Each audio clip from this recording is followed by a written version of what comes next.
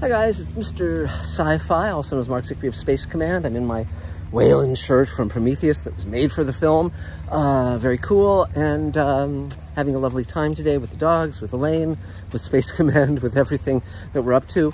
Also, realized that I don't think I've checked in on the final 2 episodes of Westworld Season 3, and I really wanted to, because as I think you know, if you've been a regular Mr. Sci-Fi viewer, you know that I very much liked the first season, liked the second season less, although there were still some standout episodes, such as the one that was in Lakota.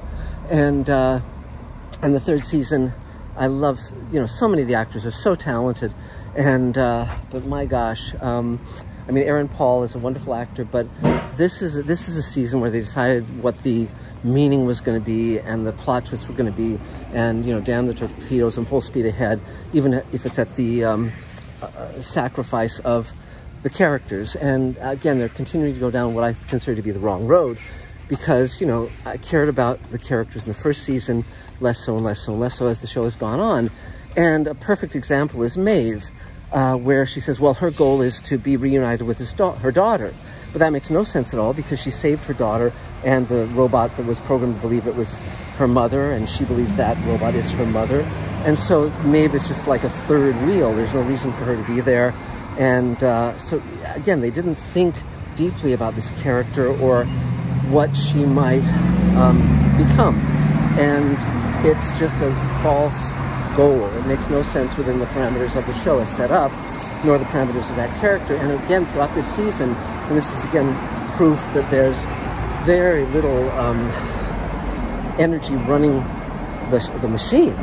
You had so many slugfests and fight scenes that were really toward no purpose. They were just kind of like, okay, let's duke it out here, or let's, you know, and it just was like,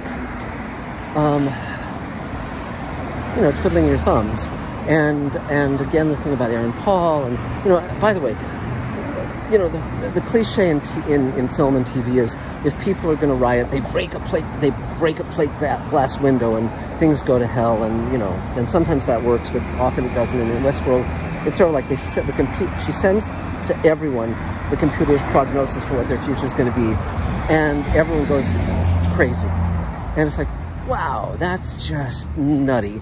You know, if you got an email from some computer saying this is what your future is going to be, you wouldn't believe it. You would, you know, you would just, most people just reject it out of hand and not buy it. And and yet everyone goes out of their minds. And you know, things like that. Just, you know, this robot's, you know, the big god of everything, and that robot's the one that came before this big computer mind, and it's just nutty.